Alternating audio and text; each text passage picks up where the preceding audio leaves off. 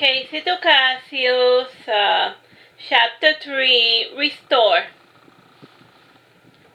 The calibration continued for the following day, and Cassius' mother from time to time would make sporadic appearances.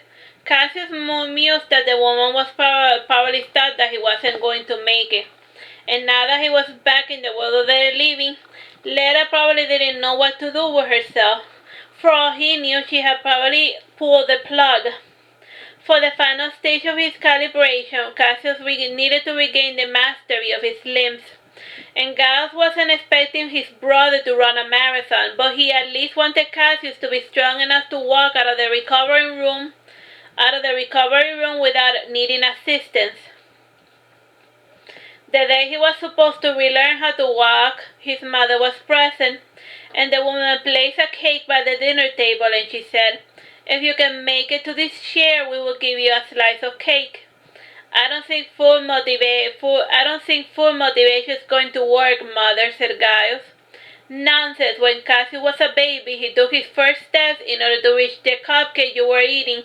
Or don't you remember, Gaius?" said Leda, smiling warmly. "I wasn't aware that those were my brother's first steps," said Gaius, smiling sadly.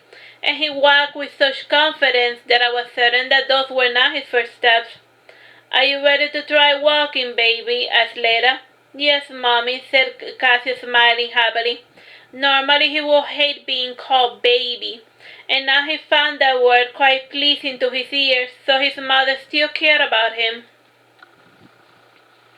He set out without any assistance, and Gaius kneeled down to take hold of the beautiful feet, and he asked, "Can you wiggle your little toes?"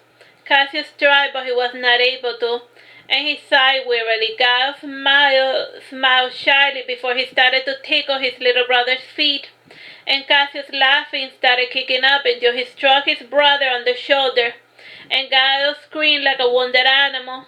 "Gaius," yelled Leda, alarmed. I'm fine, nothing is broken," said Gaius, slowly moving his bruised elbow. "And that wasn't my bad, that was a stupid idea." "You got Cassius to move his legs at the very least, didn't you?" said Lilith. "And let me tickle him instead." "Please, no more tickling. I will make the effort to walk, all right?" said Cassius, moving his left leg with his arm. Slowly he anchored himself on his arms, and once he felt certain, he placed his entire weight on his legs. And he was standing, so far so good, and he bent his knee to move forward, and the leg refused to move, and he lowered himself to move his leg with his arms. And Gaius shook his head. Cassius sighed with frustration before sitting down again. And Lilith moved Cassius' legs back and forth just to get them to start moving. Eventually she was moving his legs back and forth without any assistance, and he told himself over and over again, "There's nothing wrong with your legs." Leda came over with a different idea, and she wrapped her arms around her son, and she placed her feet on top of her own, and she was surprised to know how light he felt. Automatons were normally rather heavy, as well as cyborgs. Even if he was lighter, Lilith catching on to the idea took over, and Lilith walked with Cassius over the lab with his feet resting on top of her own, and they repeated the exercise after lunch, and Cassius needed to eat enough to go to the bathroom, and he could already urinate, but now he just needed to produce a poop, and he fancied that he was going to learn to walk, that he was indeed going to need to learn to walk if he needed to run to the bathroom. The thought of soiling himself didn't seem too appealing. He had already ruined the bed once, and he didn't want to suffer that shame again. That night he didn't walk or poop, and the following morning he attempted to walk again, and he was able to give a couple of steps before losing his balance, and after breakfast he tried to run instead. And he fancied that he was just overthinking things. He was never going to walk as long as he kept rejecting his automaton body. He got far before falling, and at least he made it further by trying to run before relearning how to walk. On the third day he was giving baby steps, and on the fourth day of calibrating his legs he was hesitant but ambulatory. In the morning he asked the pertinent question, "Does Dad know?" "Does Dad know what?" As God suddenly remembered that he had a creature that he used to call Father. "Did you tell Dad that I snapped out of the coma?" asked Cassius. "I haven't had the time," said Giles, narrowing his eyes, and he had only bothered to inform Leda about her son's condition because Cassius had asked to see his mother. And Giles asked, "Do you want me to tell him?" "Yes, please. He deserves to know. And in spite of everything, he is still our father. And even if you plan to keep it a secret forever, he's going to find out about me when I return to school," said Cassius. "School, that is right." How could Gus completely forget about his little brother's education? He couldn't just hide his brother from the world forever. Cassius needed to recover some semblance of the life he had before. "It is too early to be worried about a school when you can barely walk," said Gus, changing the subject, and he wanted to delay telling his father about Cassius for as long as possible.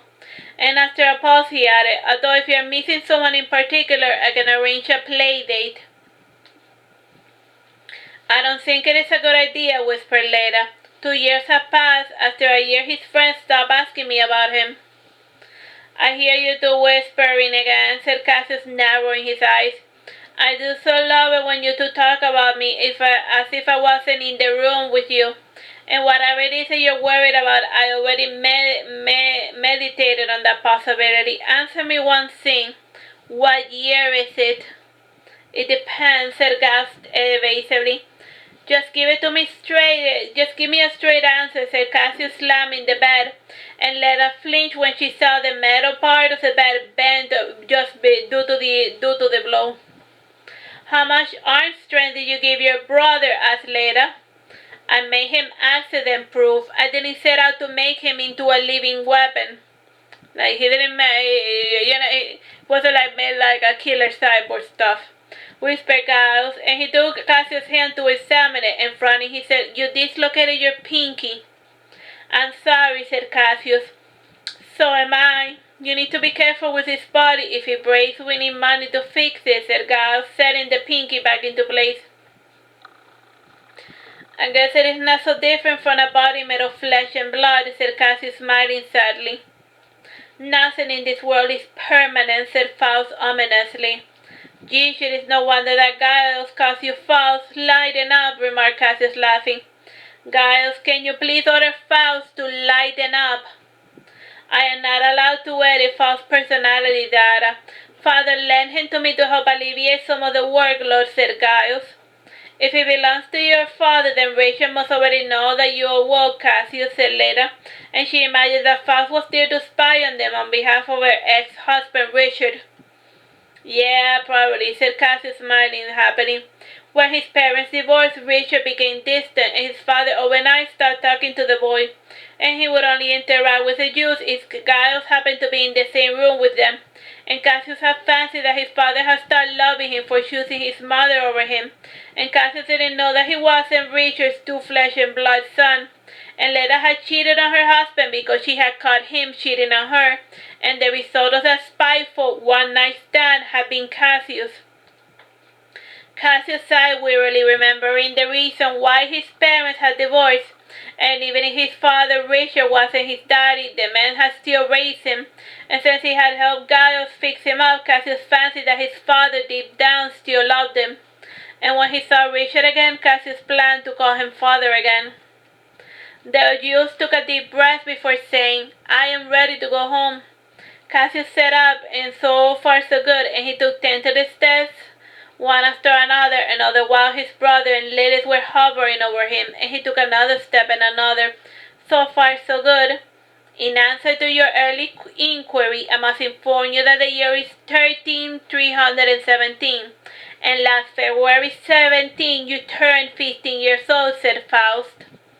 "No, that can't be," said Cassius, stopping. "No, this doesn't make any sense. I should be 14, not 15. I am 12, that is to say, I was 12 when I suffered my accident." Was I? I don't know.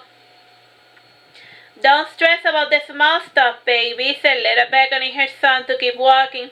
So you forgot an entire year. Then be happy that you still had the rest of your memories. It could be worse, a lot worse, said Faust, being the dino that he had been programmed to be. So that weird round painting on the door is mine, as Cassius walking towards the door.